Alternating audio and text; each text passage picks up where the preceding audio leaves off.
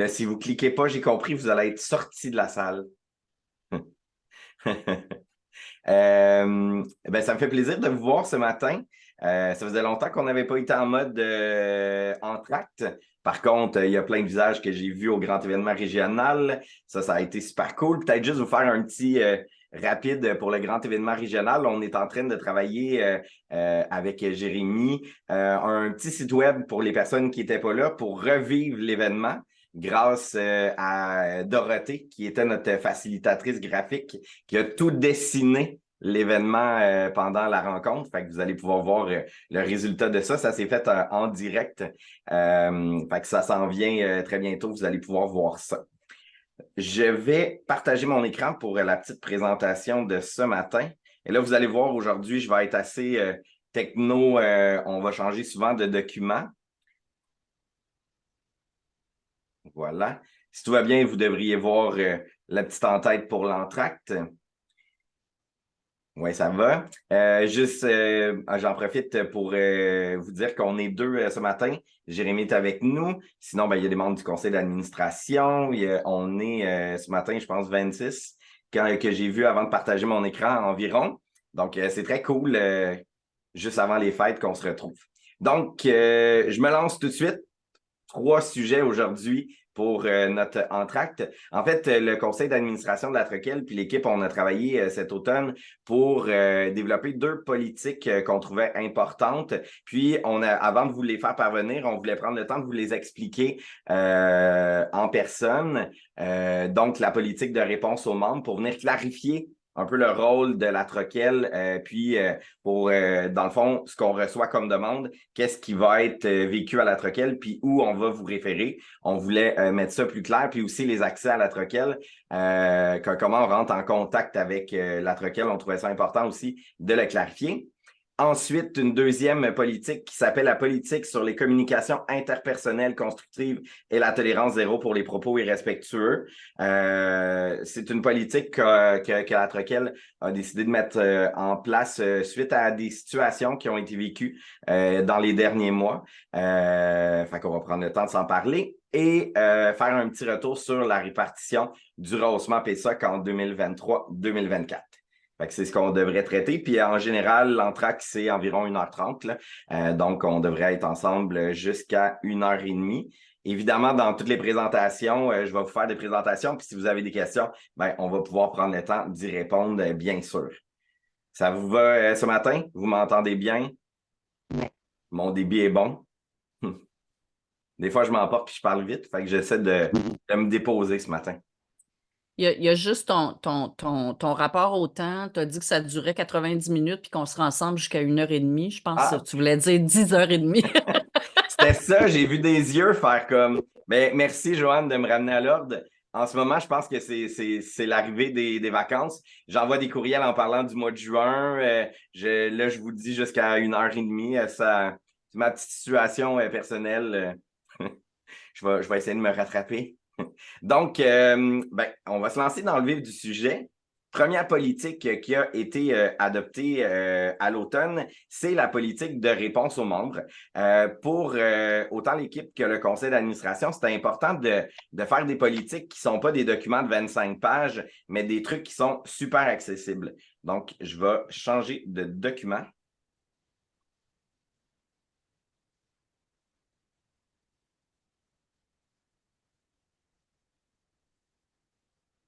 Génial. Donc, vous devriez voir la politique de réponse aux membres. Donc, là, au départ, je voulais vous faire une présentation, puis je me suis dit, la politique est tellement simple que ça va être plus facile de vous la présenter vraiment le document.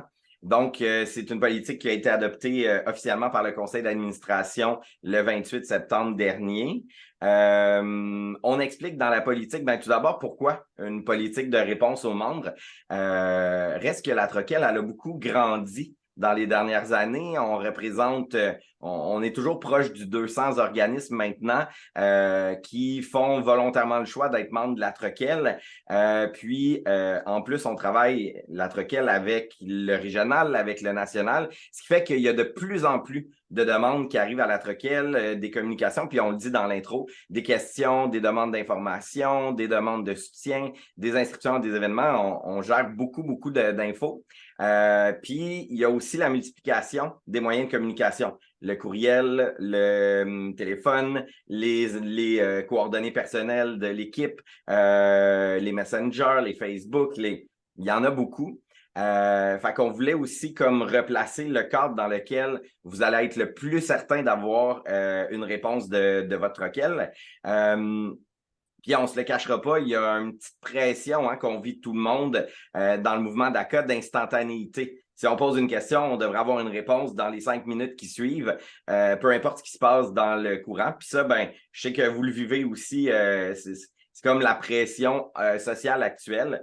Fait que c'est vraiment ça qui nous a amené à travailler la politique de réponse aux membres. Les objectifs de la politique, c'est de définir la réponse aux membres que la Troquel peut apporter, expliquer les moyens de communication qui sont déjà en place pour vous soutenir, puis comment rentrer en contact avec la Troquel. C'est les 3 objectifs. Ça va jusqu'à maintenant? Génial.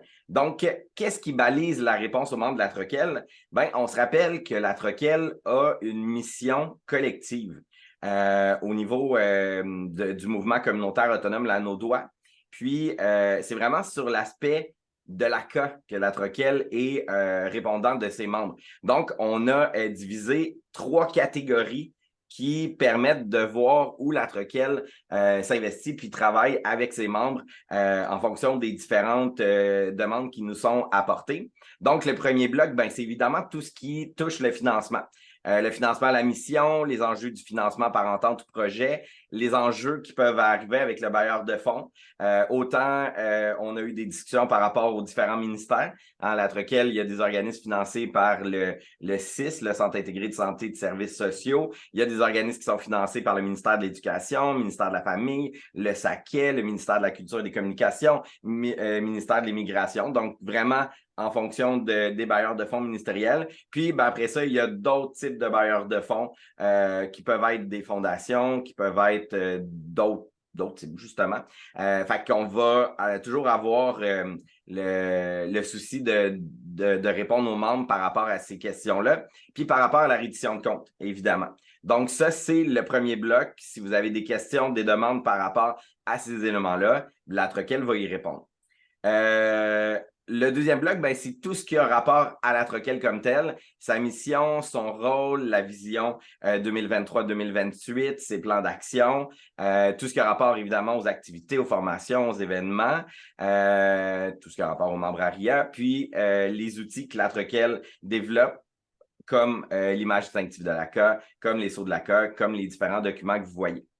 Puis, le troisième bloc, c'est ce qui touche l'action communautaire autonome. Donc, tout ce qui a rapport parfois au projet de loi qui impacte les organismes communautaires. Si les membres ont des demandes par rapport à ça, la Troquel va prendre le temps d'y répondre. Tout ce qui a rapport à la reconnaissance de l'accord auprès des partenaires. Et là, c'est large, municipalités, députés, il y a différentes demandes qui nous sont adressées puis qui touchent vraiment l'ACA.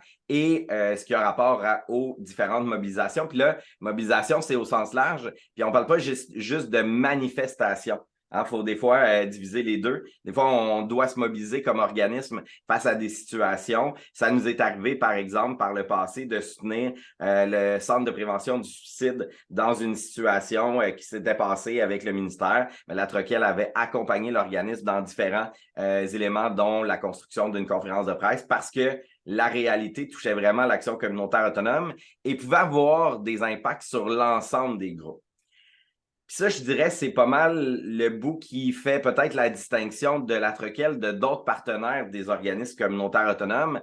La Troquel ne fait pas d'accompagnement. Par exemple, si vous devez modifier vos règlements généraux, si vous devez faire de la structure au niveau des lettres patentes, ces éléments-là de vie associative et démocratique, ça, la Troquel ne va pas aller dans ce créneau-là. On peut vous donner des références vers les documents. mais on va laisser ça à d'autres partenaires.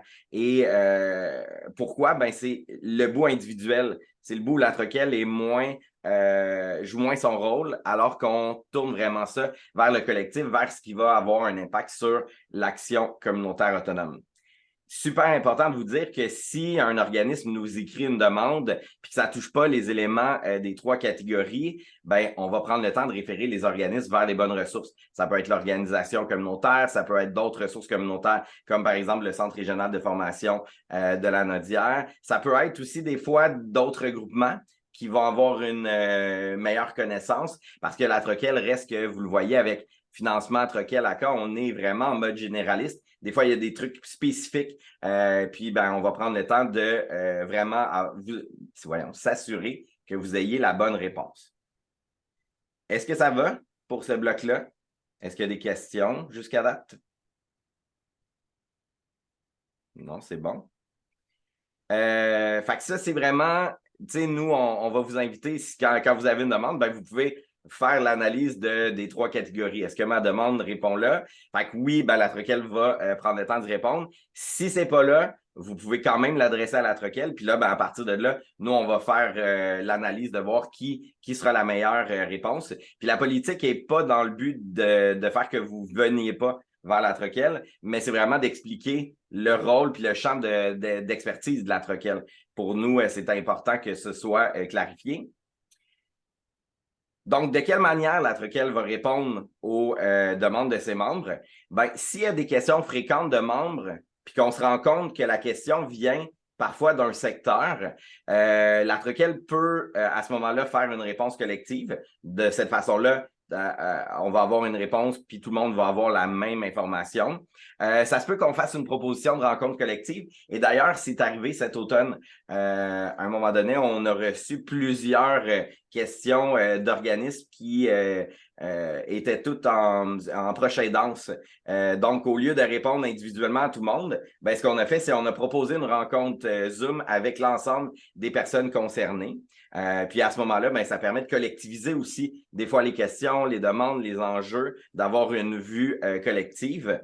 Puis sinon, ben, ça se peut aussi que la troquelle fasse une référence vers quelque chose qui est déjà existant, soit une communication qu'on a déjà faite, un courriel, un entracte, un document, une capsule vidéo. On a beaucoup de matériel puis d'outils, la troquelle. Fait que ça se peut aussi qu'on réfère vers ça, qui va donner beaucoup d'informations puis qui va être durable aussi. Des fois plus qu'un téléphone. Des fois, on a on a reçu des demandes de plusieurs organismes envers le conseil d'administration. On avait une capsule qui répondait, ben ça a répondu aux besoins des organismes. Dans d'autres exemples, même chose avec les maisons de jeunes. À un moment donné, on a eu plusieurs questions qui étaient vraiment dans le même créneau. Ben, cet automne, on a fait une petite rencontre de 2 heures sur ces demandes-là pour collectiviser. Fait que ça, c'est vraiment quand on reçoit des questions fréquentes puis qu'on voit qu'il y a un momentum particulier par rapport à une situation, ben ça peut être la réponse que la troquelle va faire. Si c'est une question qui est spécifique à la réalité d'un organisme, ben, il y a pas mal 2 réponses, je dirais. Il y a le courriel, évidemment. Quand il y a une question par courriel avec les informations puis qu'on est en mesure de pouvoir y répondre, on va le faire. Puis sinon, ben, ça se peut qu'on vous propose aussi une discussion avec l'organisme. Puis on l'a laissé large dans le sens que ça se peut qu'on va répondre directement à la personne qui va nous poser la question. Des fois, il va peut-être avoir une invitation sur un point particulier dans un conseil d'administration. Si ça répond aux 3 éléments que je vous ai présentés tantôt, ben, on va faire tout le possible pour bien répondre aux demandes. Puis, on a évalué aussi le temps maximum qu'on peut prendre pour répondre aux membres. Puis, on s'est dit, ben, la troquelle, on se donne un 72 heures ouvrables pour la demande, donc l'équivalent de 3 jours. Là, il y a des gens qui peuvent dire 3 jours, c'est donc bien long, mais en même temps, c'est parce qu'il faut faut juste prendre acte de la réalité. Premièrement, le 72 heures, c'est notre maximum qu'on veut se donner. Il y a des fois des réponses qu'on est capable d'y répondre rapidement, puis on va le faire encore. Là. On ne va pas recevoir une demande, puis là, partir un minuteur se dire « Ah, c'est correct, on a 72 heures pour y répondre. » C'est pas ça l'objectif. L'objectif, c'est de se dire vous pouvez vous attendre dans les 3 jours qui suivent la demande à avoir une réponse. Parce que des fois, puis ça, je sais que la troquelle est tout le temps vue comme l'experte, mais des fois, il faut qu'on creuse par rapport à la demande qu'on nous fait. Donc, on veut se donner ce temps-là aussi. Puis, on ne veut pas multiplier les communications. Dans nos réflexions, on se disait, ben, on reçoit la demande, on va chercher l'information, on revient dans les 3 jours, mais ça se peut que vous ne receviez pas une liste de courriels. Bonjour, nous avons reçu votre demande, d'ici 72 heures, nous y répondrons. Bonjour, nous sommes dans l'actualisation de votre réponse. On s'est dit ça alourdit pour tout le monde, donc on va se simplifier. Donc, l'idée, c'est vraiment, on se donne 3 jours. Si on est en mesure d'y répondre avant, on le fait. Puis, il y a aussi la réalité que des fois, la troquelle est en représentation, des fois, on est à l'extérieur. Donc, c'est aussi pour se donner le temps de que vous sachiez là, que vous n'êtes pas tombé dans le vide. Si dans les 3 jours, vous n'avez pas eu votre réponse, vous savez maintenant l'objectif que la troquelle se donne. Oui, Jace? Petite question de précision, Hugo. Là, c'est écrit question. C'est question de ses membres. Mais si c'est des demandes d'accompagnement, ça, est-ce qu'on est dans la même affaire? Oui, absolument. Puis même tantôt, quand j'ai lu le titre, je vous ai dit demande, puis en le relisant avec vous, je pense qu'on va le corriger par demande et non pas juste question. Fait que ça va être l'ensemble vraiment des demandes qui sont adressées à la troquelle. Merci. Plaisir. Y a-t-il d'autres questions? Ça va. Puis, en fait, les moyens à utiliser pour entrer en contact avec la troquelle, il y en a vraiment 2 qui sont les principaux canaux pour entrer en contact avec la troquelle. Bien, tout d'abord, le courriel général, troquelle@troquelle.org, parce que ça nous permet, dans le troquelle@troquelle.org, de le distribuer à la bonne personne qui va y répondre en fonction de sa disponibilité, en fonction de ses connaissances. Donc, ça, pour nous, c'est vraiment important de vous dire envoyer l'ensemble des demandes à ce courriel-là. Nous, après ça, la distribution est plus simple. Puis on est sûr de ne pas en manquer dans nos outils de suivi. Puis l'autre moyen, mais c'est le numéro de téléphone de la troquelle. Même chose, c'est qu'il y a un effet centralisé qui nous permet de partager les messages aux bonnes personnes. Puis on vous demande un petit changement. On reçoit beaucoup d'appels à la troquelle qui est « Bonjour, je suis une telle personne d'un organisme, veuillez me rappeler ». On aimerait ça que dans le message, vous nous dites pourquoi. Simplement pour qu'on se prépare. Puis ça va faire que notre réponse risque d'être plus précise. C'est vraiment dans l'objectif de simplifier nos processus. Parce que là, je vous dirais, la vie habituellement, c'est on a ce type de message-là. On rappelle, on tombe sur la boîte vocale. Fait que là, on dit bonjour, c'est la troquelle, veuillez nous rappeler. Puis là, des fois, la personne rappelle. Et là, on peut avoir des 3-4 communications comme ça. Alors que si on savait déjà le sujet, peut-être qu'on aurait pu y répondre dès le retour dans la boîte vocale, ou si on tombe dans la boîte vocale, peut-être qu'on va prendre le temps d'inscrire un courriel pour la réponse. Donc, en ayant vraiment le sujet de la demande, ça va vraiment nous aider à simplifier puis à avoir des réponses plus précises à vos demandes. Puis pas besoin de laisser 5 minutes mais le sujet est le tel. Nous, ça nous permet de nous préparer. Puis aussi, la personne qui va vous rappeler va être dans le bon créneau. Parce que c'est déjà arrivé des fois que finalement, c'était une personne qui rappelait, mais c'est pas elle qui pouvait répondre à la demande. Fait qu'on multiplie. Fait que c'est vraiment dans cette idée-là de simplifier la réponse pour que vous y ayez accès le plus rapidement possible. Ce qu'on vous demande aussi, c'est de respecter le temps de travail de la troquelle qui est de 8h30 à 16h30. Puis en dehors de ces heures-là, on vous demande de ne pas poser des questions sur les réseaux sociaux personnels de l'équipe. 1, pour prendre soin de l'équipe, puis 2 aussi, pour ne pas manquer votre réponse. Parce que c'est arrivé dans les dernières années que je reçoive une question le dimanche à 17h30. Je l'ai vue, mais j'y réponds pas parce qu'on est dimanche. Mais là, le lundi, moi, je suis reparti dans mon tourbillon de vie de troquelle, puis j'y ai pu repenser. Puis là, une semaine ou 2 semaines après, là, on se fait dire, comment ça, tu n'as pas répondu à ma demande? L'idée, c'est, si vous voulez être sûr d'avoir une réponse, le troquelle@troquelle.org, puis la boîte vocale est vraiment l'idéal. Puis même chose pour les textos cellulaires personnels de l'équipe, ça nous est arrivé qu'on vous l'a partagé. Des fois, une fois qu'on est rentré en contact, ça se peut qu'on vous dise « Rappelle-moi sur mon cellulaire, ça va être plus rapide ». Mais ce qu'on se dit, c'est le point de départ d'une demande doit toujours être les informations générales. Puis après ça, on va trouver la façon de communiquer ensemble. Fait que c'est super important pour nous de vous dire, c'est pas qu'on veut pas vous parler, c'est qu'on veut s'assurer de faire les réponses puis d'avoir les suivis. Parce que ça peut arriver quand on a 8, 9, 10 points d'accès, ben qu'on en manque. Puis c'est ce qu'on veut surtout pas faire. Puis c'est arrivé que la Troquelle ait eu la critique de j'ai adressé une demande, j'ai pas eu de réponse. Ben on veut justement éviter ces situations-là. Fait que c'est une des raisons qui nous pousse à vraiment mettre de l'avant le fait d'utiliser le courriel général et le numéro de téléphone.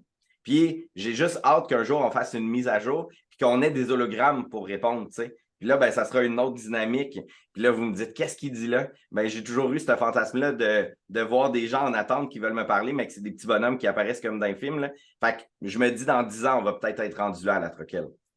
Mais pour l'instant, on est traditionnel avec le courriel puis le téléphone. Puis là, pour ceux qui me connaissent techno, ils se disent, voyons, c'est donc bien habituel ce qu'ils proposent là. Mais je pense que c'est ce qui rejoint le plus grand nombre de personnes. Ça va? Hey, moi, j'avais l'image, tu sais, le petit bonhomme, tu sais, dans Ally McBeal, le petit bonhomme qu'elle imaginait quand elle était aux toilettes, là, puis que c'est ça, en tout cas, bref. D'accord. Je reste quand même avec un petit rêve techno dans la vie, mais bon, en ce moment, je suis plus traditionnel. Est-ce qu'il y a des questions? Ça va?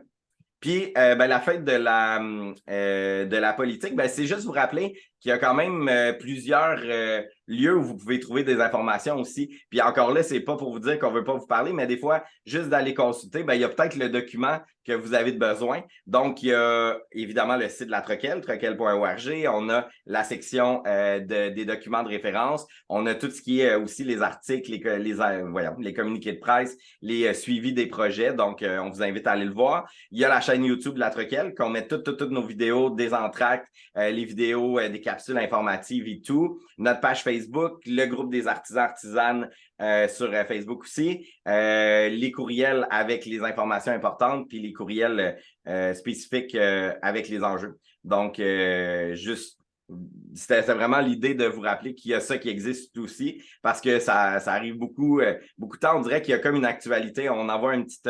pas une petite, on envoie un courriel, puis 2-3 jours plus tard, ben, des fois, on a la demande, puis c'était exactement la réponse dans le courriel. Fait qu'on vous invite vraiment à consulter les documents que la Troquelle produit pour vous soutenir puis c'est souvent en lien avec l'actualité quand on prend le temps de faire ça. Voilà pour ce qui est de la politique de réponse aux membres. On est vraiment là pour répondre aux questions, s'il y a des interrogations, des trucs que vous aimeriez que je clarifie.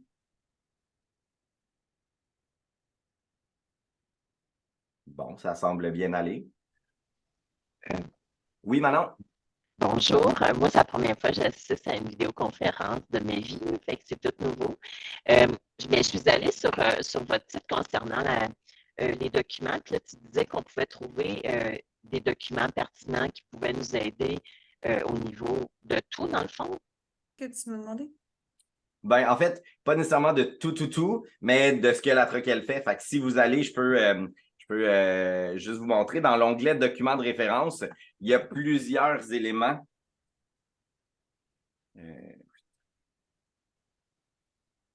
Dans le fond, je t'enverrai un courriel pour ma question concernant le document parce que j'ai assisté à une dernière conférence, une rencontre avec Maya au Centre Montcalm il y a quelques semaines.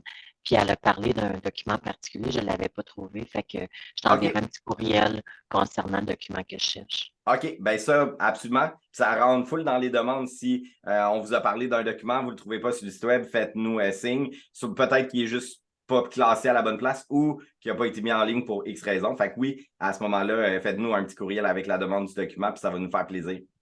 OK, merci. D'autres questions, d'autres commentaires? Interrogations, clarifications?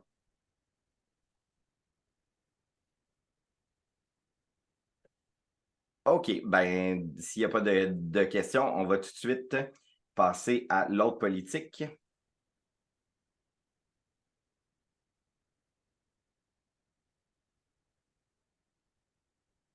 J'aimerais ça avoir un petit piton pour mettre de la musique pendant que je fais mes transitions.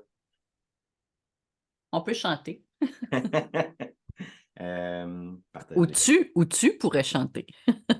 Oui, là, ça ferait beaucoup en même temps que je cherche mes documents, le partage d'écran. OK. Donc, vous devriez voir politique, qui a vraiment un titre très sexy et peu long.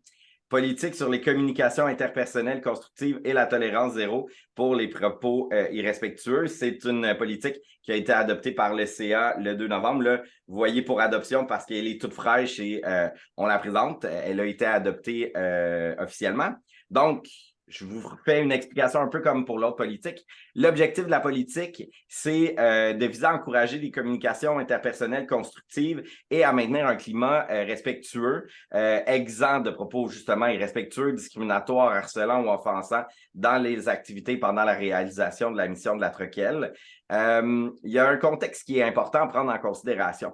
On est super conscient, autant l'équipe que le conseil d'administration, que parfois les organismes ils vivent des situations qui sont inquiétantes, qui peuvent être stressantes. Puis ça, ben, on en est très conscient, puis on est à la TROCL prêt à accueillir les organismes, les personnes qui vivent ces situations-là. On peut même avoir des discussions enflammées.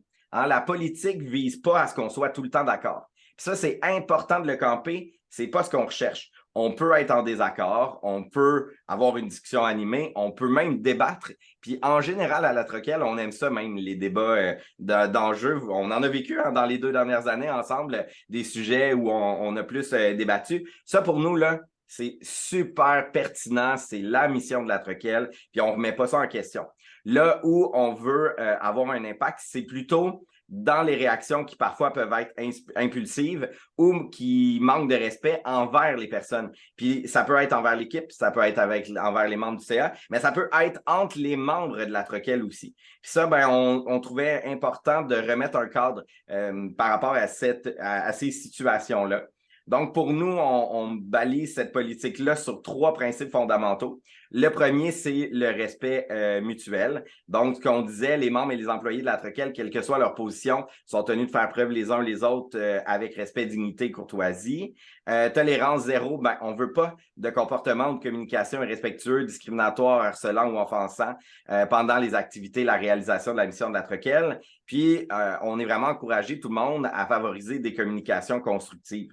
Puis là, ben, on a placé les propos qui, pour la TROCL, ne sont pas tolérés. Tout ce qui est injurieux, colérique, discriminatoire, raciste, sexiste, homophobe, transphobe, offensant, des comportements menaçants ou violents, de l'harcèlement verbal, de l'intimidation, des menaces entre les personnes ou des propos diffamatoires ou malveillants envers les membres et les employés. C'est sûr que ça fait gros d'un coup quand on le présente comme ça. Ce qu'il faut se dire, c'est que c'est jamais des situations qui vont cocher les 4 picots. Mais il y a eu des situations dans les derniers mois qui sont sorties de ce cadre-là. Puis justement, la colère a pris le dessus, des fois dans des situations. Puis là, ben, on personnalisait les discussions. Puis ça s'est vécu avec des membres de conseil d'administration de la TROCL. Ça s'est vécu avec des membres de l'équipe. Puis on s'est dit, ben, c'est peut-être le temps de reprendre collectivement acte de la situation, puis de simplement revenir vers ces discussions constructives-là qui, en général, ont toujours été la base des relations entre la TROCL et ses membres. Puis on souhaite que ce soit ça aussi entre les membres, même si on a quand même eu des discussions avec des membres où on nous dit que le climat en ce moment est tendu. Dans différents lieux de concertation, dans différents lieux où il y a des discussions. Donc, on pense que c'est important de se faire un petit rappel, tout le monde ensemble, que à la base, on est des personnes qui essayons tout le monde de faire de notre mieux. Puis, on pense que c'est dans des discussions justement constructives où on n'est pas dans la colère, où on n'est pas dans des propos injurieux, qu'on va pouvoir faire avancer les situations. Puis, vous voyez, la situation, la politique, elle a une page, simplement, où c'est indiqué. Puis, ben, ce qu'on s'est dit, c'est qu'il y aura une gradation aussi dans les situations. Si un membre ou un employé se sent victime de comportements litigieux, il est recommandé d'adresser immédiatement la situation à la personne ou au groupe de personnes ayant ces comportements afin de mettre fin au contact. Puis là, il est important que toute personne se sente en sécurité, autant physique et psychologique, dans les activités de la TROCL. Ça, c'est la base. Si la situation persiste, on demande un arrêt d'agir si ça n'a pas lieu, ben, c'est important de faire une demande de soutien à un collègue, à la direction de la TROCL, à la présidence, à un membre de CA. Puis à ce moment-là, ben, il va être demandé à la personne ou au groupe qui ont des comportements problématiques de quitter les lieux ou de mettre fin au contact téléphonique ou numérique. Si la situation s'aggrave, ben ça se peut qu'on soit amené à faire appel à du personnel de la sécurité publique. On commence à être dans des situations particulièrement exceptionnelles. On ne s'est jamais rendu là, mais en même temps, on voulait mettre un chemin qui était pour nous logique, puis qui expliquait comment on allait répondre contre quel. Puis, on va consigner un registre de ces situations-là pour établir un état de fait pour pouvoir s'y référer. Puis dans le cas où il y aurait répétition des comportements problématiques, ben c'est sûr que pour nous, le conseil d'administration de l'organisme d'où vient la personne va être mis au courant de la situation.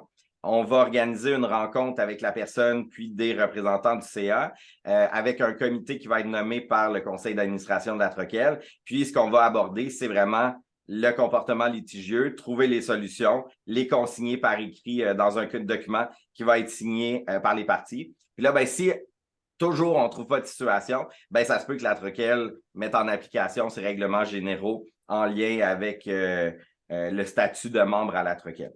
Fait que c'est sûr que là, c'est des étapes 1 à 5. Idéalement, ça s'arrête, selon nous, à 1. On se le dit, on est capable de mettre fin aux situations problématiques, mais en même temps, on trouvait ça important de voir cette gradation-là, qu'elle soit claire, transparente, que tout le monde la connaisse. Voilà, ça fait le tour de cette politique-là. Oui, Chloé. Oui, allô. Ben, tant mieux pour les politiques, là, je les trouve très bien. Mon questionnement, c'est si cette politique-là est sortie, ça veut dire que c'est récurrent et quand même important comme, tu sais, c'est pas anecdotique, mettons, que ça se passe. Puis c'est quand même un peu inquiétant de savoir que, tu sais, il y a ce climat-là dans la région.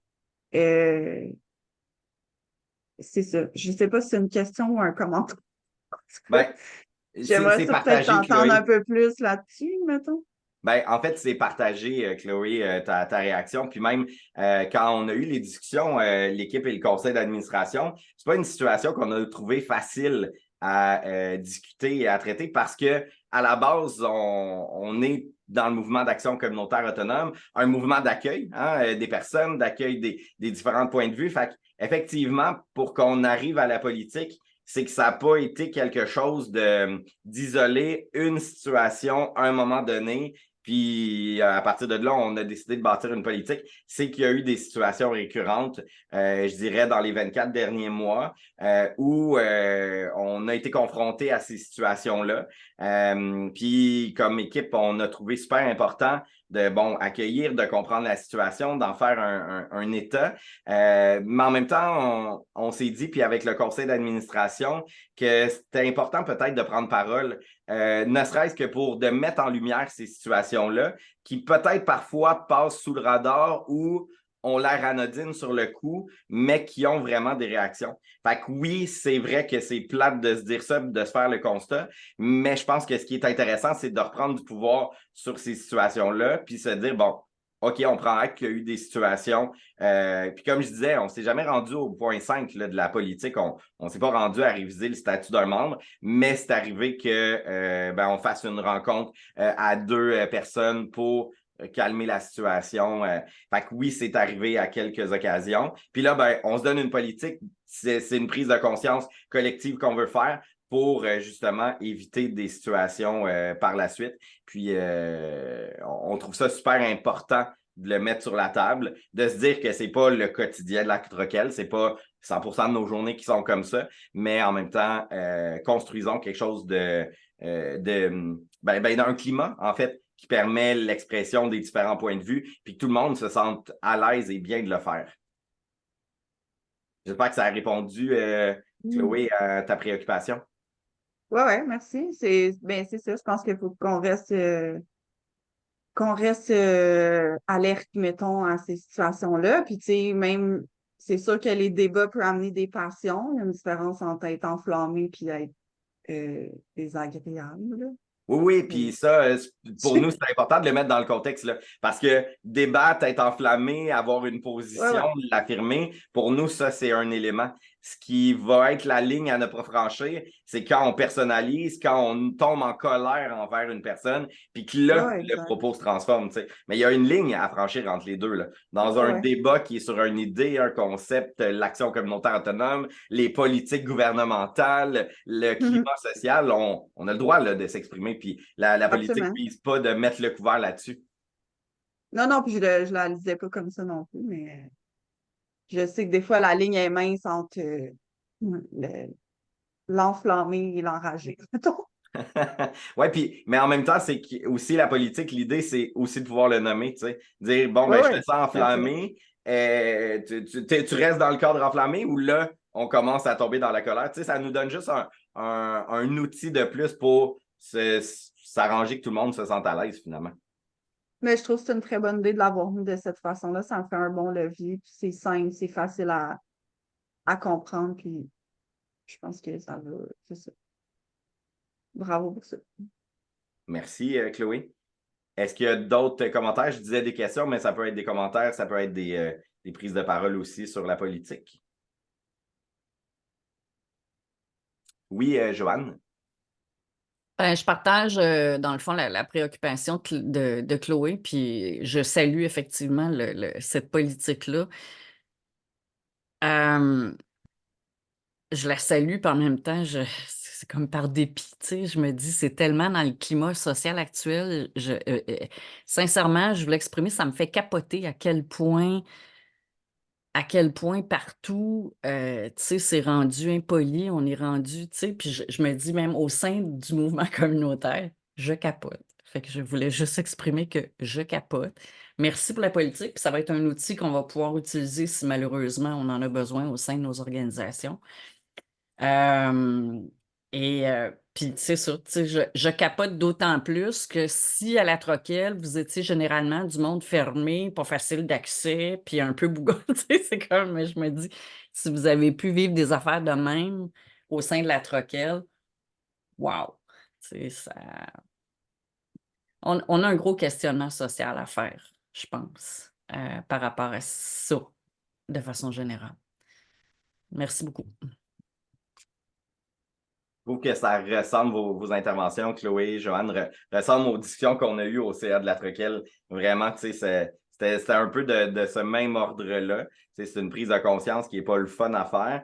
On se donne un outil, on prend conscience, mais c'est cette idée-là, en tout cas, pour moi, je le vois vraiment, puis je pense que c'est ça qui soutenait l'adoption de la politique, tu sais, de se donner un outil pour se renforcer dans ces situations-là. Puis je lisais le commentaire d'Isabelle, tu sais, le travail dans la bienveillance et le respect, ben, ça va juste nous amener plus loin, tout le monde ensemble. Puis je pense que c'est ce petit moment d'arrêt-là, d'introspection comme mouvement, puis de se dire, parfait, on prend acte, puis on rebâtit ensemble. Ça va pour la politique? Gênez-vous pas, on est là pour vous entendre, pour... Génial. Soit que vous êtes plus intéressé par l'autre sujet. Non, non, c'est une blague. Je vais recommencer le partage d'écran. Ça ne sera pas bien long pour poursuivre la présentation.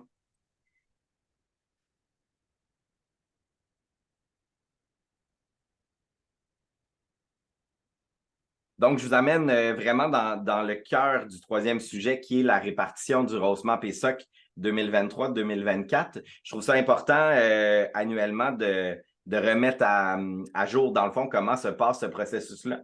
Parce que même si on a un cadre de financement, il y a des trucs qui évoluent. Donc, on va passer vraiment juste l'explication, les étapes qui mènent à la répartition du Rosema. En plus, on sait que dans notre mouvement, en fait, je l'ai dit parce que je vois quand même des visages de personnes qui n'étaient pas au grand événement régional, mais quand on a fait les inscriptions pour le grand événement régional, on demandait aux gens de dire « Vous êtes dans le mouvement d'action communautaire autonome depuis combien de temps? » Puis on avait fait 3 catégories. 3 ans et moins, 4 à 13 ans et 14 ans et plus. Et l'équipe de la Troquelle, on a été secoués sur le sujet parce que 37% des gens présents au grand événement régional sont dans le mouvement depuis 3 ans et moins. 36% dans le 4 à 13 et 26% dans le 14 ans et plus. Puis, ce qui veut dire qu'on est en train d'inverser notre pyramide. Denise nous rappelait que le 5-6 ans, quand on avait 5, 6, 7 nouvelles personnes, on était dans une vague de nouveaux ou de nouvelles personnes. Puis là, on se rend compte que la vague, elle est de plus en plus grande. Fait qu'il y a ces moments-là qu'on trouvait importants à la Troquelle de refaire des explications sur des sujets qui peuvent nous sembler acquis, mais de prendre le temps de se réapproprier puis de créer des ponts aussi entre nos différentes générations, et là, je vous lance une idée, une demande. On appelle la génération des 14 ans et plus les bâtisseurs-bâtisseuses, la génération 3 ans et moins, les nouvelles qui arrivent dans le milieu. Puis c'est pas une question d'âge, hein? Il y a des gens qui arrivent dans notre milieu, peu importe les âges, puis ils sont nouvelles parce qu'ils arrivent dans le milieu. Mais là, la génération milieu, j'y ai pas trouvé de titre, puis on s'est lancé l'idée, mais on n'a pas trouvé la génération du milieu. Fait que si vous avez des idées, gênez-vous pas de nous le faire savoir, parce qu'on trouve ça plate, la génération du milieu. C'est pas tant motivant. Fait que c'est ça. D'où le pourquoi je vous dis ça, ben, c'est de prendre le temps des fois de se réexpliquer des processus, ben, ça vaut la peine puis c'est important. Donc, pour la répartition du rehaussement 23-24, ben, tout d'abord, ce qui est important de vous dire, c'est que si vous sortez le cadre de 2016, vous regardez les chiffres, vous allez dire c'est des petits chiffres, mais sachez qu'ils sont indexés à chaque année.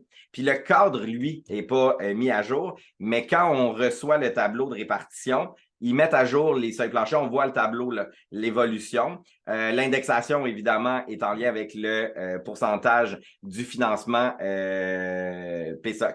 Dans le fond, c'est le ministère de la Santé qui met le taux. Donc, juste pour faire un petit rappel, en 2023-24, la balise budgétaire pour les organismes d'aide et entraide est de 190 792. Pour les milieux de vie, 317 988. Pour les organismes d'intervention particulière, 445 182 $. Les organismes en hébergement, 635 976. Regroupement régional, 370 984. Et regroupement sectoriel, 74 195. Fait que ça, c'est les bases aujourd'hui 23-24. Si vous vous souvenez du sommet de l'ACA, on a adopté des nouveaux seuils planchers régionalement qui sont basés, entre autres, sur les seuils planchers qui ont été adoptés nationalement au Réseau québécois de l'action communautaire autonome. On est dans ces travaux-là actuellement. On était supposé avoir une première présentation du 6 lundi. Mais étant donné le climat actuel, la rencontre elle a été reportée en janvier. Donc, on est dans ces travaux-là parce que, on va se le dire, les balises budgétaires qu'on voit là, collectivement, on les trouve assez basses. Et on a du rattrapage à faire. Donc, on est déjà dans ce travail-là à la Troquelle. Mais bon, ça n'a pas été... on commence le processus pour cette mise à jour-là.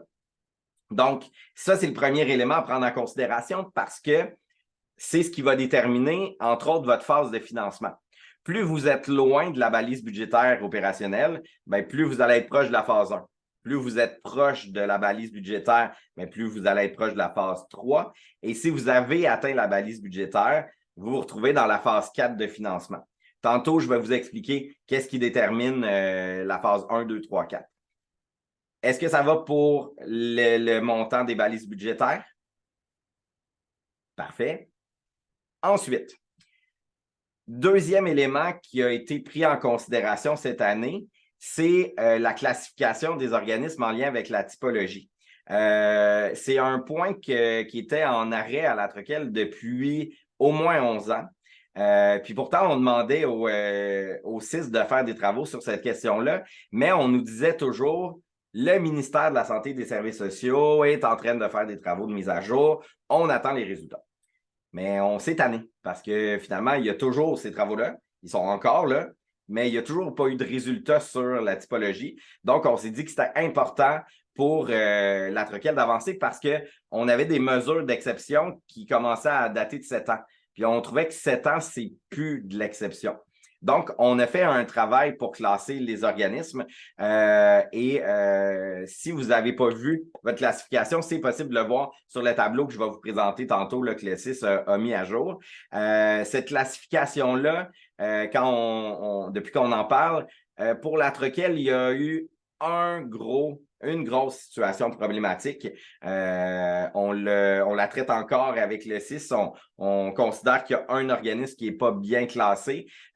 Puis, il y a d'autres organismes qui peuvent demander un changement de catégorie, soit parce que l'organisme a évolué dans sa mission, dans sa façon d'intervenir. Ça a été un gros travail qu'on a fait pour s'entendre parce que si vous lisez, par exemple, le cadre normatif du PSOC, les définitions sont parfois très larges et ce qu'on a fait, ce que le 6 en fait a fait, c'est déterminer avec toute la documentation PSOC, les critères qui nous amènent dans les différentes typologies, puis ils les ont mis disponibles sur le site web pour que vous puissiez y avoir accès.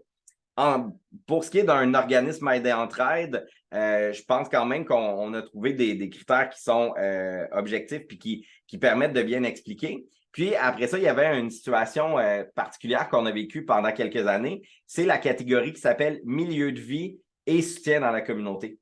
Pour la troquelle, c'était pas « et », c'était milieu de vie ou soutien dans la communauté. Soit que tu accueilles les organismes comme milieu de vie dans ton organisme ou que tu vas vers les personnes de ta communauté, de ton milieu. Fait que ça, c'est un élément, entre autres, qu'on a pu corriger avec le 6. L'autre demande qu'on avait régionale depuis un certain temps, c'est de reconnaître une catégorie d'organismes qu'on appelle d'intervention particulière qui se retrouve entre le milieu de vie, le soutien dans la communauté et l'hébergement. Par exemple, en ce moment, dans cette catégorie-là, il y a un organisme, c'est le CPS de la Nodière, qui est dans sa mission, répondait pas à ce qui est un milieu de vie, mais non plus un hébergement. Puis, ce n'est pas une catégorie que la Troquelle a inventée. En fait, le cadre de référence en action communautaire déterminait déjà cette catégorie-là qui n'avait pas été intégrée dans le PSOC. C'est une catégorie, la catégorie organisme d'intervention particulière qui est régionalisée.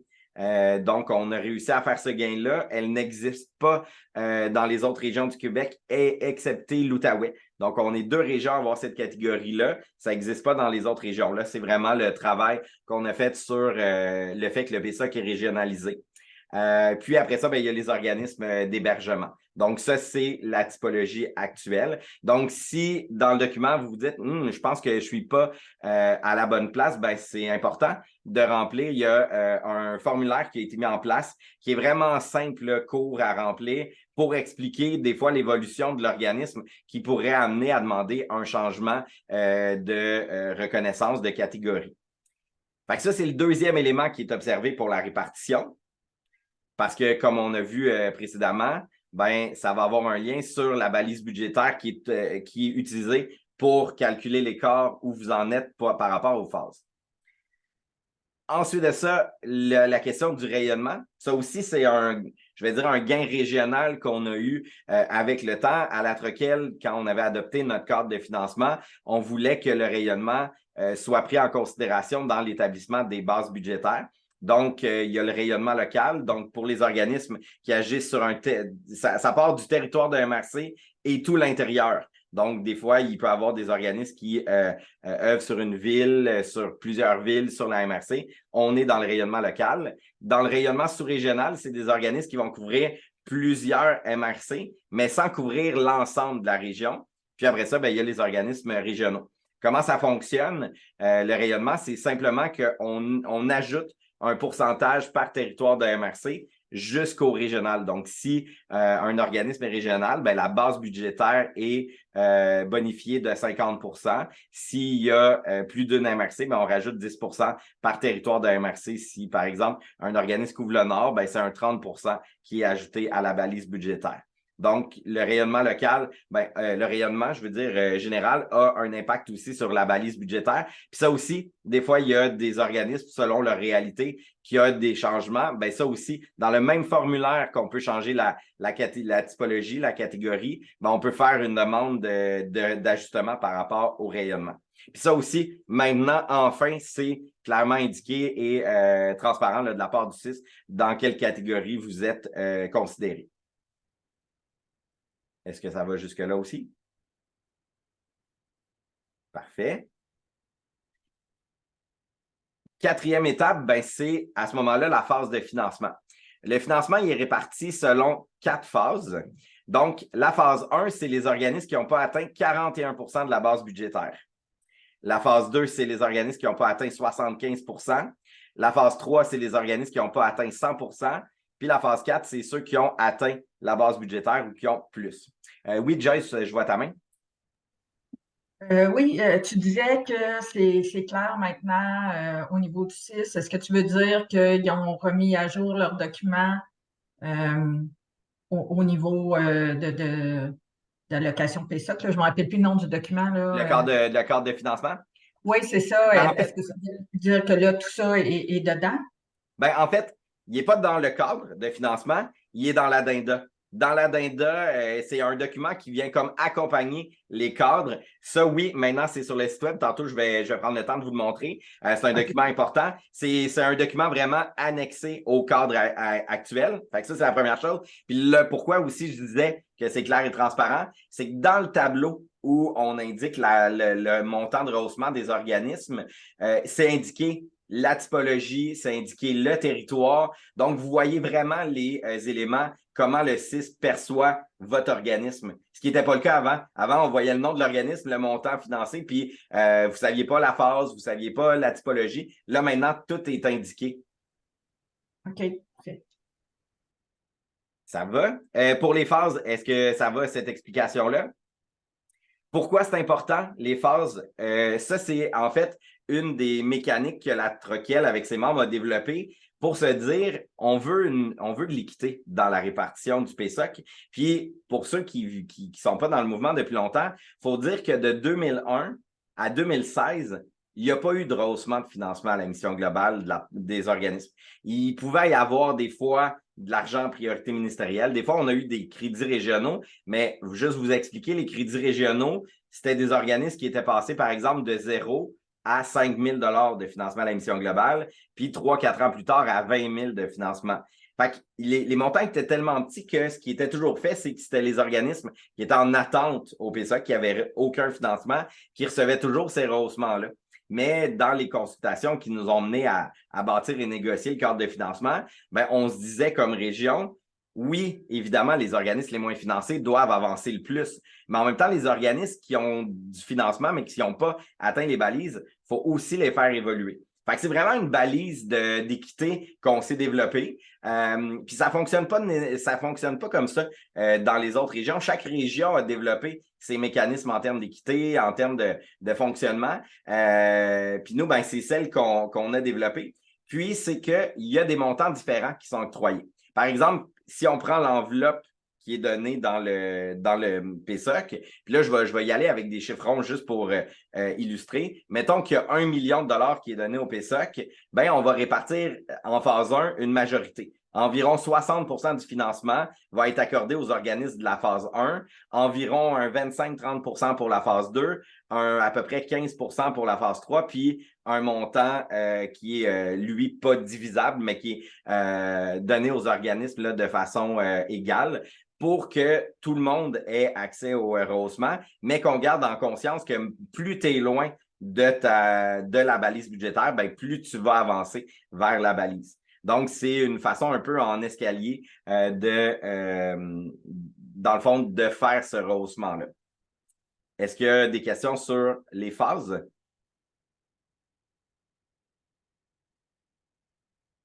Oui, Chloé. Mais je comprends quand même bien les phases.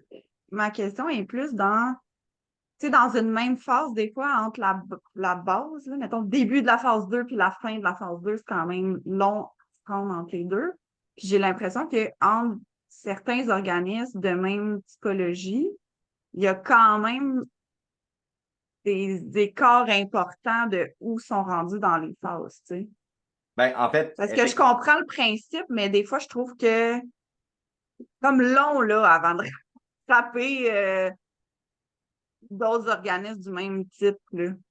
Ben, tu as raison. Puis le problème, je dirais, ça a été le financement qui a été donné dans les années, mettons, entre 90 et 2016, où ça a tellement été fait de façon soit historique, soit politiques qui ont amené des organismes à avancer, que ça a créé des distorsions. Puis effectivement, c'est long de corriger ces erreurs, ben pas ces erreurs-là, mais ces iniquités-là, parce que les montants sont tellement petits. Fait qu'effectivement, les pas se font tranquillement, puis on se dit qu'on a encore besoin de plusieurs années de rehaussement pour atteindre cette équité-là. Fait que je suis d'accord avec toi. Puis effectivement, on a 167 organismes reconnus au PSOC, donc l'entièreté du montant qui est divisé ben, fait qu'on avance par petits coups. Puis tu sais, on pourra le regarder tantôt sur le tableau, mais on voit, mettons que la phase 1, ça fait à peu près 2 ans qu'on est dans des entre 18 et 25-26 000. Fait que c'est sûr que ça avance à pas de tortue. Puis il y a des organismes d'une même typologie qui historiquement avaient reçu du financement ou y existaient dans ces années-là, donc qui sont un peu plus loin. Fait qu'effectivement, puis on ne le vit pas en fonction de secteur, on le vit en fonction généraliste. Fait que ce que tu exprimes là, puis ce que tu fais comme observation, Chloé, c'est réel. Ça prend du temps de faire ces corrections-là au fil du temps. Oui, oui, je comprends. Puis au niveau de l'équité entre les régions, est-ce que ça aussi, au niveau national, c'est travaillé un peu? Parce que, tu sais, on sait que la Nord-Duère, on reçoit toujours un peu moins.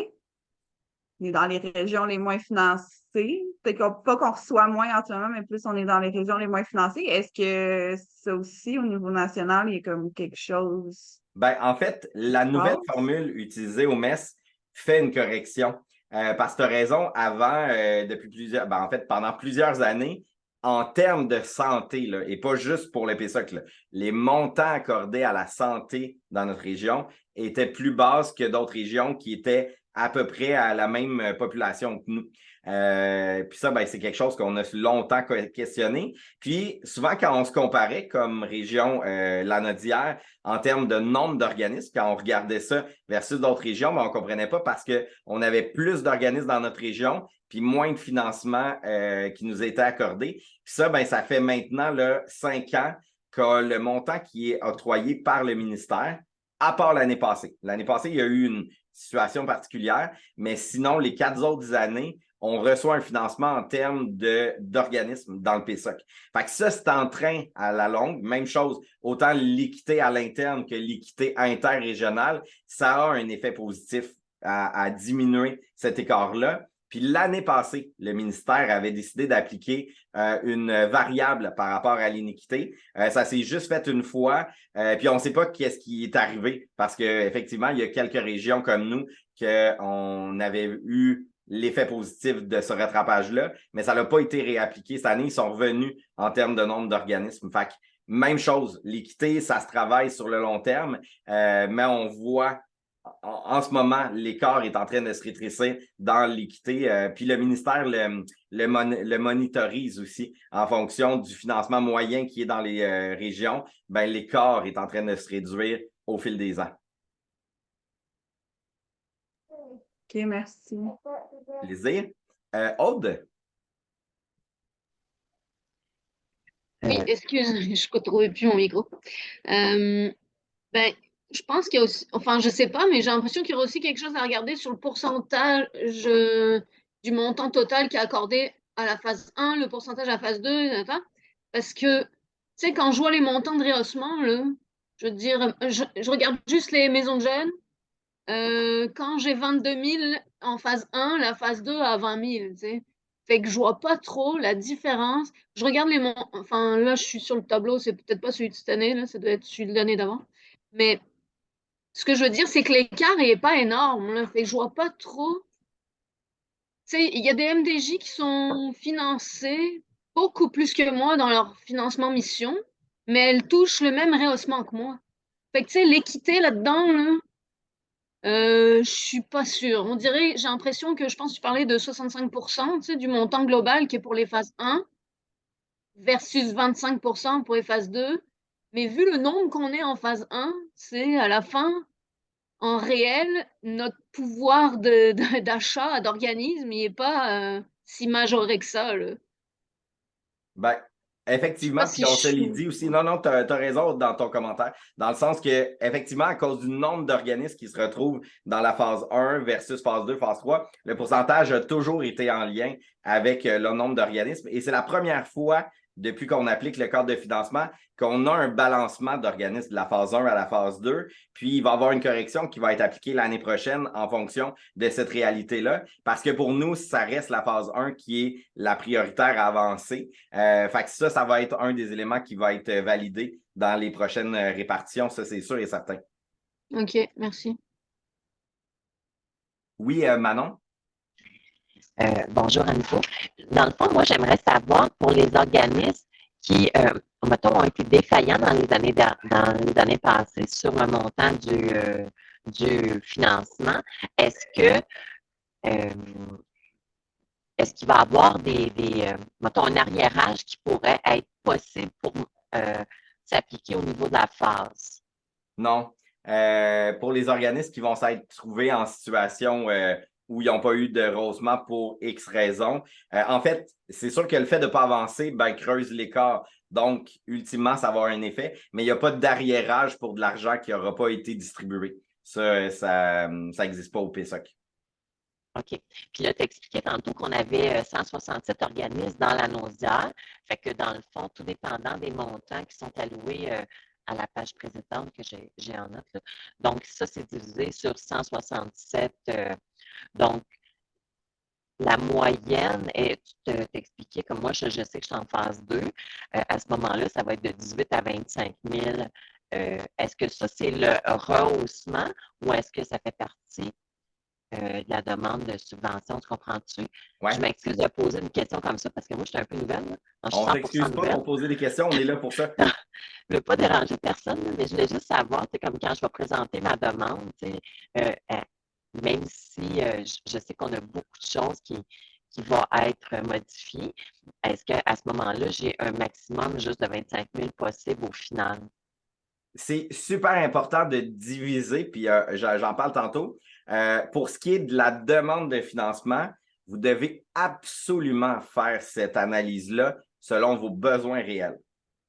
Ça, c'est super important. Puis, tu vas voir, je vais prendre le temps de l'expliquer tantôt. Fait que pour la demande de financement, vous y allez aux besoins réels. Fait que, puis la Troquelle va vous envoyer d'ici Noël des tableaux pour vous aider à faire cette réflexion-là en fonction des balises budgétaires. Dire, dans mon organisme, on a besoin de tant de personnes qui y travaillent, on a besoin de tant d'argent pour notre fonctionnement. Fait que ça, là, vous l'évaluez vraiment sur la réalité de votre organisme. Puis, pour que le CIS puisse vraiment voir la situation exacte. Vous voyez, cette année, en 2023-2024, les organismes au PSOC ont demandé un rehaussement de 62 millions de dollars de leur PSOC. Ça, c'est ce qui est demandé actuellement en rattrapage. Mais là, on va voir tantôt dans la vignette qu'on est à 3 millions de rehaussement. Fait qu'on est loin, mais c'est important de continuer à bien inscrire vos besoins réels parce que c'est ce qui nous donne les outils pour continuer à sensibiliser les acteurs politiques, les ministères sur les... Parce que ce qui nous donne versus ce que vous avez de besoin, c'est vraiment loin l'un de l'autre. OK. Fait que dans ma demande de PSA que je vais faire une évaluation des besoins réels de l'organisme. Même si ça peut être plus farfelu que n'importe quoi, là, je veux dire, on y va avec des choses qu'on espère être capable de changer ici. Puis après ça, eux vont décider concernant le rehaussement si on a le droit ou on n'a pas le droit. Puis c'est là où ça passe les différentes étapes que je vous dis. T'sais, dans le sens que on a le portrait de ce que vous avez de besoin. Après ça, en fonction des montants qui sont donnés, on s'est donné un mécanisme pour faire avancer le financement des organismes. Puis, en fait, en ce moment, les organismes demandent plus que ce qu'on reçoit. Puis, c'est important parce que des fois, il y a des organismes qui ne demandent pas de rehaussement en disant, si on demande, peut-être qu'ils ne vont pas nous donner ou ça n'existe pas au PSOC. Il faut vraiment prendre le temps d'inscrire les besoins réels. Puis il n'y a pas de montant farfelu, hein. Puis quand on regarde juste les nouveaux seuils planchers, quand on va vous renvoyer les tableaux, les montants, ce qu'on souhaite, c'est des gens qui ont des bons salaires, des bonnes conditions de travail. Ce qu'on souhaite, c'est que les organismes aient des locaux adéquats pour recevoir les gens, qu'il y ait un fonctionnement adéquat. Fait que les montants ne sont pas farfelus. Puis, on est capable de dire en ce moment qu'il manque 62 millions au niveau de la Nodière, puis on est capable de dire au ministère qu'il manque 800 millions pour l'ensemble des organismes en santé et services sociaux au niveau québécois. Puis ça, c'est ce que les organismes ont mis dans leur demande PSOC de janvier 2023. Fait que j'ai hâte de voir janvier 2024 avec l'inflation, avec les défis qu'on a devant nous. Moi, je pense que le 62 millions, là, nos doigts va encore augmenter parce que le 3 millions ne vient pas répondre à ce que vous demandez. Puis je pense que nationalement, ben, on va être proche du milliard la prochaine année. Je suis assez convaincu de ça, justement parce que tout le monde est impacté par la situation économique actuelle, là. Puis le rehaussement en soi, lui, il n'est pas nécessairement appliqué sur la subvention, mais il va être déposé à une date future, genre à l'automne prochain. Oui, tout le temps à l'automne. C'est pas mal toujours au mois de novembre qu'on reçoit les réponses. Fait qu'on est comme toujours en retard parce qu'on fait nos prévisions budgétaires pour le début de l'année, mais on sait en milieu d'année le montant qu'on reçoit. Puis ça, ben, c'est pas prévisible parce que c'est tout un processus. Il y a le dépôt du budget du Québec qui a lieu en mars-avril. Après ça, il y a l'étude des crédits qui nous permettent à peu près mai-juin d'avoir une indication des montants plus de façon claire entre les régions. Après ça, il y a le processus qui s'applique dans la région, l'adoption en conseil d'administration, puis après ça, on a le montant. Fait qu'effectivement, le processus est long, puis on s'en parlait récemment, tu sais, pourquoi c'est pas fait en avance? Ben, c'est parce que les budgets sont toujours faits dans l'année. Le budget du Québec est fait pour l'année qui s'en vient. Fait qu'on joue dans cette partie-là. Je te remercie. Plaisir. Est-ce qu'il y a d'autres questions? Est-ce que ça va? Fait que si on continue à construire, dans le fond, la façon que le rehaussement a lieu, ben voici. En rehaussement global généraliste, on a reçu cette année 2 185 200. Donc, ça, c'est vraiment celui qu'on applique à l'ensemble des organismes qui ne sont pas ciblés par une priorité ministérielle. Fait que le rehaussement global généraliste, ben, c'est pour une majorité d'organismes. Puis le rehaussement par priorité ministérielle, c'est ce que le ministère a décidé de mettre comme priorité cette année en santé et services sociaux. Donc, on voit l'addition pour la Nodière, ça fait 3 536 434 qui a été investi au niveau de la région. Oui, Joyce? Rehaussement par priorité ministérielle. On parle de financement à la mission ou on parle du PSOC dans tous ses volets? On parle juste de financement à la mission globale. OK, puis peux-tu nous donner des exemples? Cette année, là, c'est 1,3 million, c'est quand même beaucoup, là. Ouais. C'était quoi ces priorités-là ministérielles? Les priorités ministérielles de cette année, ça a été des organismes qui agissent pour la violence faite contre les femmes. Il y a eu de l'argent aussi pour les popotes roulantes. Puis tantôt, quand on va regarder le tableau, j'ai l'impression qu'il y en a une troisième que j'oublie actuellement. Mais ça aussi, maintenant, c'est rendu clair. On les voit, les répartitions qui sont faites pour le financement à la mission dans le montant global versus les montants par priorité. Puis ça, ben, des fois, ça soulève des questions. Ça a-tu répondu, Joyce? Puis, oui. Comme je te dis, on va regarder le tableau, on les voit, les priorités. Des fois, ça a soulevé quelques questions de pourquoi les organismes qui ont une priorité ministérielle sont exclus du rehaussement global généraliste. Ben, l'idée, c'est toujours la diminution des écarts. Puis en général, les priorités ministérielles octroient un financement qui est un peu plus élevé que les balises budgétaires. Fait que l'idée, c'est simplement de viser une forme d'équité. Puis ce qu'on fait quand le CIS fait ses calculs, on regarde quand même la priorité ministérielle. Est-ce que la priorité ministérielle est plus généreuse que ce que le cadre de financement a donné ou moins généreuse? Si la priorité serait moins généreuse, ben on donnerait la différence de ce que l'organisme a reçu au niveau général. Mais actuellement, là, dans les 4 dernières années, les priorités ministérielles ont toujours été plus généreuses que le montant global généraliste. Fait que c'est pas que les organismes sont enlevés du PSOC quand ça arrive, c'est simplement qu'il y a 2 points d'accès pour le rehaussement dans le PSOC. Il y a ce qui est pour le rehaussement généraliste, puis ce qu'il y a pour les priorités ministérielles. Fait qu'on a réparti dans la région 3 536 000 pour l'ensemble des organismes. Est-ce que ça va pour cette explication-là?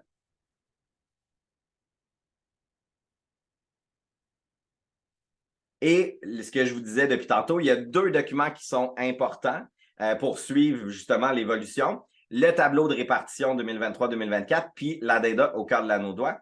Et là, je vais juste changer mon écran parce que je veux vous les montrer. Ils sont accessibles.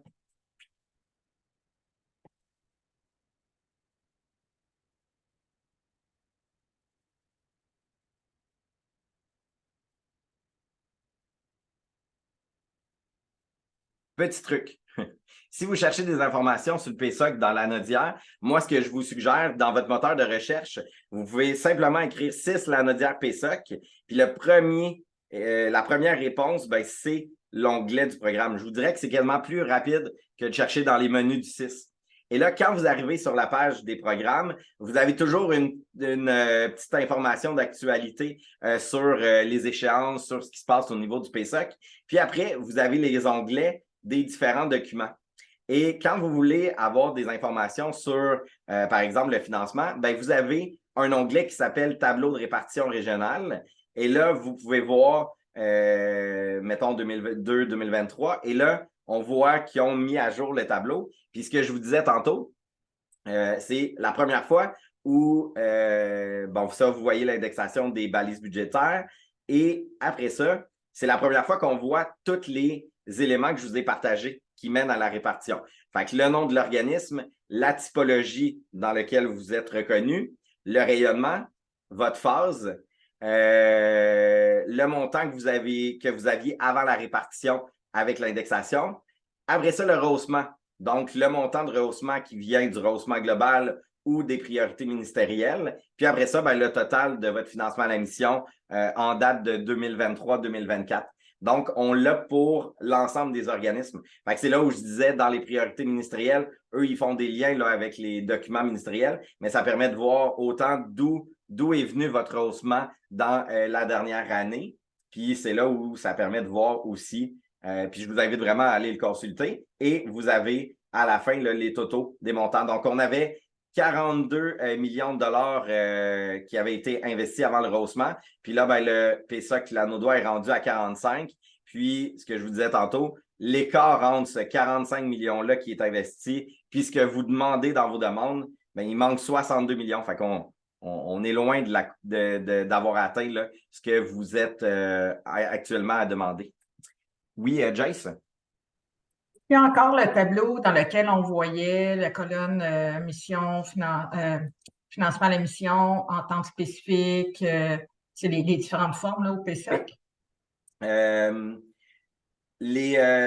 Évidemment, il est toujours un an en retard, mais quand on regarde le tableau qui est 2022-2023, on a le montant qui est dans mission globale, puis ce qui est les ententes pour activités spécifiques. Ils l'ont mis à jour, ça aussi, pour le voir.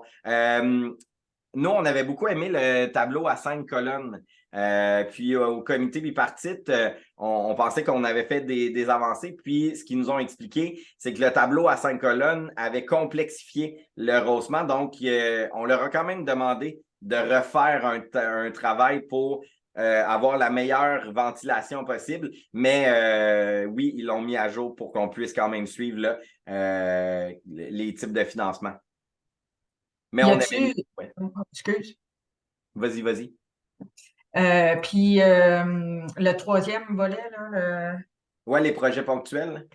Oui, ça, on en a-tu dans la région encore? Ah oui, voilà, c'est ça, j'ai pas ouvert le bon. Il est là. Fait que mission globale, tout ce qui est activité spécifique, tout ce qui est les projets ponctuels, puis tout ce qui est les autres financements, majoritairement du fédéral. Le fédéral est rentré là-dedans? Ici, dans 6 autres.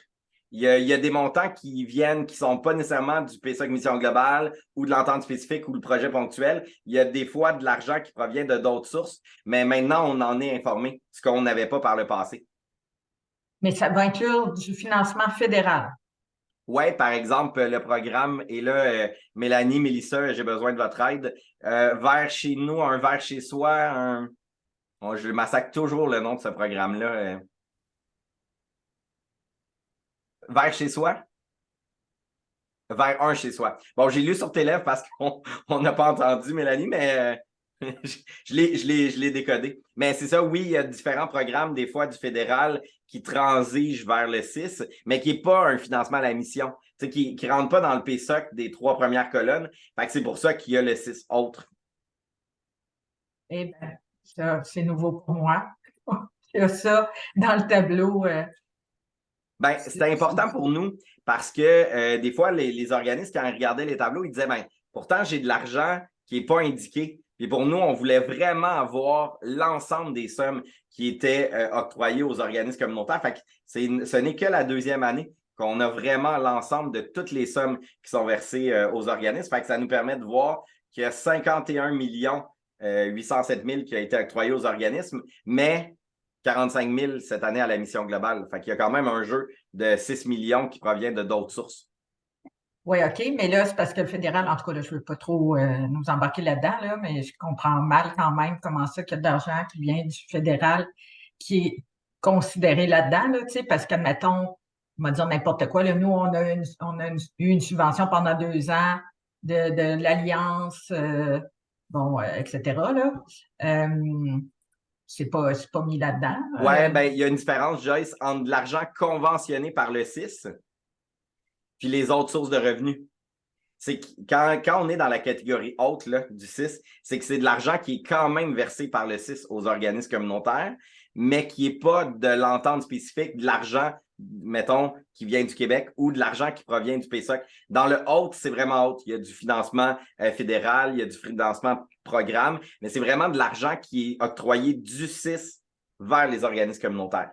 OK, fait que le fédéral, il l'octroie comme au 6 et le 6 l'octroie aux organismes. Ah, OK. Exact. Je ne savais pas qu'il existait ce genre d'entente entre le Canada et le Québec. Dernier petit élément, là, puis admettons, quand on a reçu du financement du ministère, mais qui transige bien sûr par le 6, non récurrent, tagué à des affaires, mais c'est pas une entente spécifique, c'est pas. Ben, il y a une entente quand même qui signe avec le 6. Là, il rentre dans justement le projet. Ben, il va, tout dépendant de l'origine, il va soit rentrer dans le programme ou soit il va être dans les conventions soutien pour activités spécifiques parce que ça dépend vraiment de la provenance. Mais en théorie, ce qu'on a demandé, c'est pour ça que l'année passée, il y avait 5 colonnes, parce qu'on avait distingué les ententes spécifiques qui venaient de l'argent qui venait de Québec, puis des ententes spécifiques d'argent qui provenaient des programmes du 6 de la Nodière, mais ça, ça a l'air que c'était problématique. D'où le pourquoi. Fait que, tu pourras regarder dans ta colonne CPS de l'année passée, tu vas voir les chiffres, puis ça va sûrement te permettre de comprendre où ils l'ont catégorisé. OK. Merci. Plaisir. Est-ce qu'il y a d'autres questions? Fait que, comme je vous disais, vous pouvez aller prendre le temps d'aller voir les tableaux. Ça permet d'avoir une appropriation de ces enjeux-là. Fait que voilà. Puis l'autre élément important, c'est tout ce qui a rapport aux les documents utiles. Donc, les cadres sont ici. Et l'autre document que je vous disais qui est important, c'est l'addenda au cadre de financement à la NODOI, au cadre de gestion, parce que tous les changements ou les ajustements qui ont eu lieu aux 2 cadres de 2016, ben, sont indiqués dans l'addenda. C'est ce qui est utilisé. Fait que ça permet de voir vraiment, par exemple, que ce que je vous disais, le rayonnement territorial desservi par l'organisme ben, est maintenant appliqué dans le cadre de financement. On voit tous les ajustements qui ont eu lieu. On voit aussi les explications. Désolé, ça doit vous donner un petit mal de cœur, là.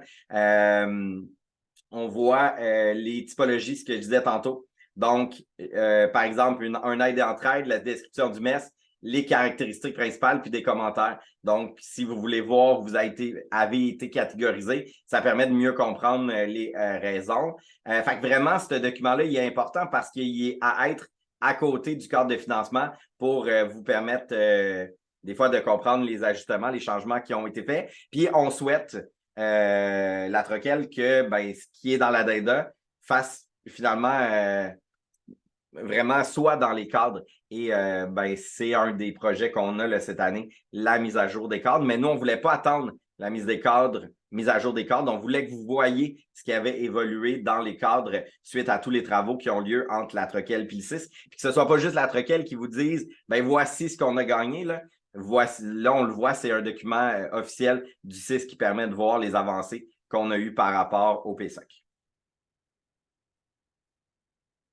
Est-ce que ça va? Est-ce qu'il y a d'autres questions? Fait que vraiment, ces deux documents-là, je trouve qu'ils sont hyper importants. L'ADENDA pour suivre les changements, puis les tableaux de répartition régionale qui vous donnent vraiment les informations là, par rapport à l'évolution du financement.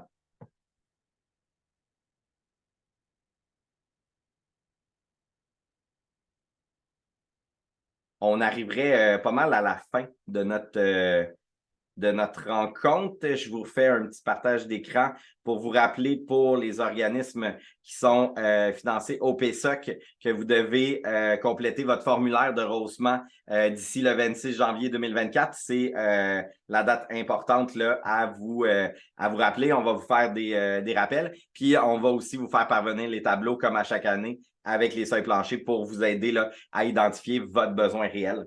Oui, Chloé?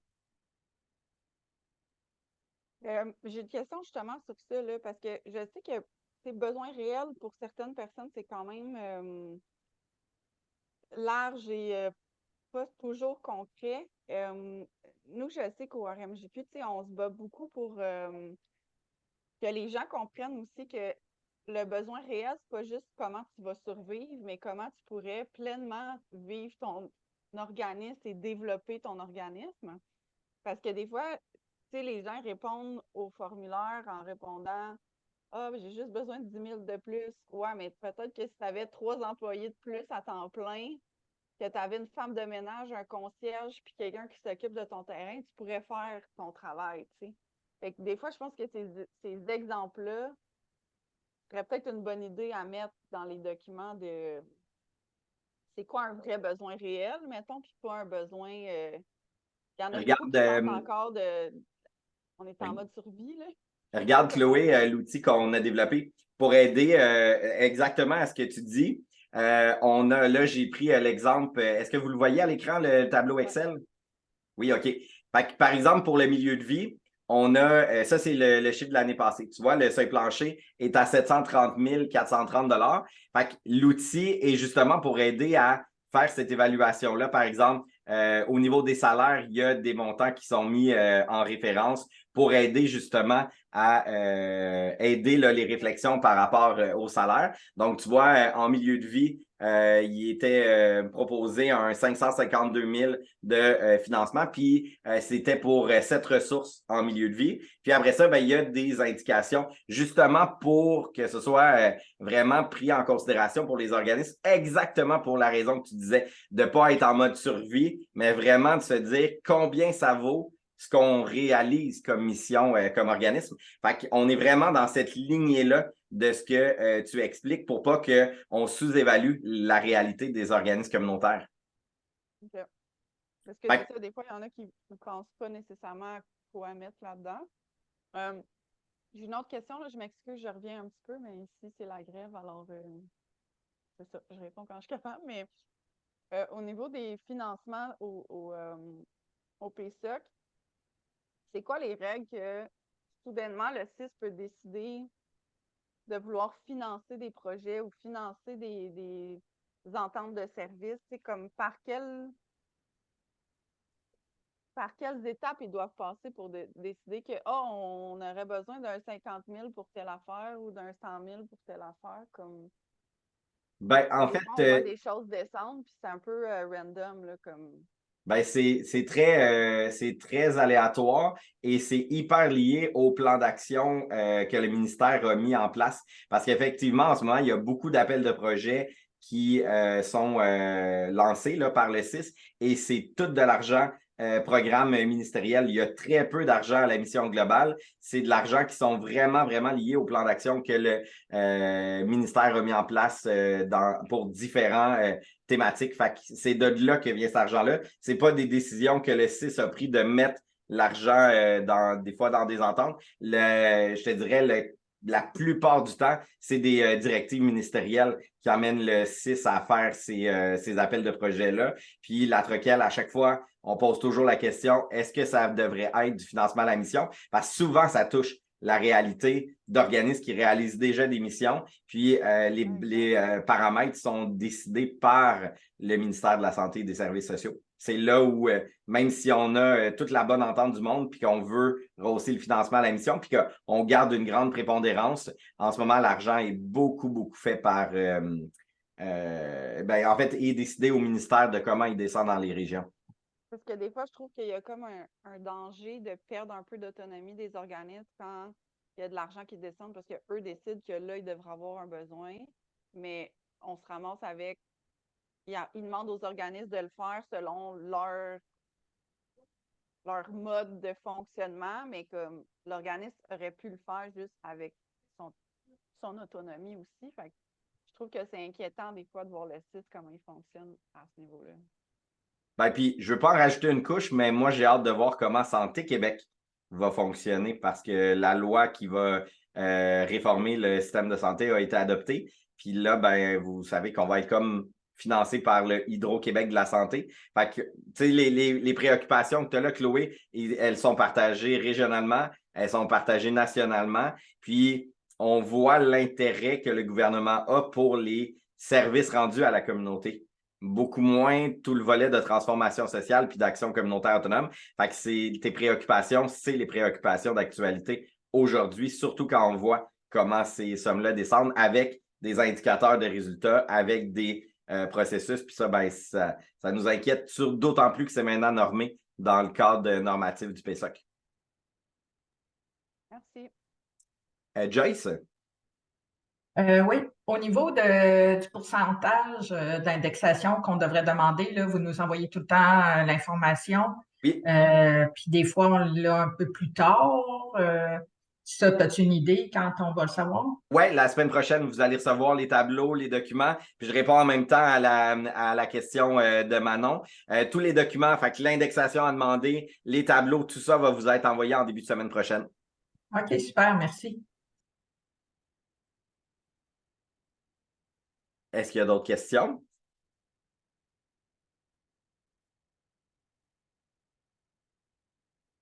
Mon Dieu, on a été bon. On a même respecté notre temps à la minute près. Il est 10h29. On a passé les 3 gros sujets. Avez-vous passé un beau moment? Est-ce que c'était accessible? Est-ce que c'était clair? Je ne vous ai pas trop perdu malgré des fois le jargon programme de financement de la mission globale? Ben, merci beaucoup d'avoir été là. Si on ne se reparle pas de vive voix, je vous souhaite de passer un bon temps des fêtes. On le sait que c'est dans toute la situation, c'est vraiment de façon très inégale, mais j'espère que vous allez avoir du temps pour vous pendant les prochaines semaines, puis du temps avec les personnes que vous aimez, ou si vous aimez être tout seul, du temps pour vous, mais que ça se vive vraiment comme vous le souhaitez, puis que vous puissiez avoir un petit moment pour recharger vos batteries aussi pour rentrer dans la prochaine année 2024 déjà.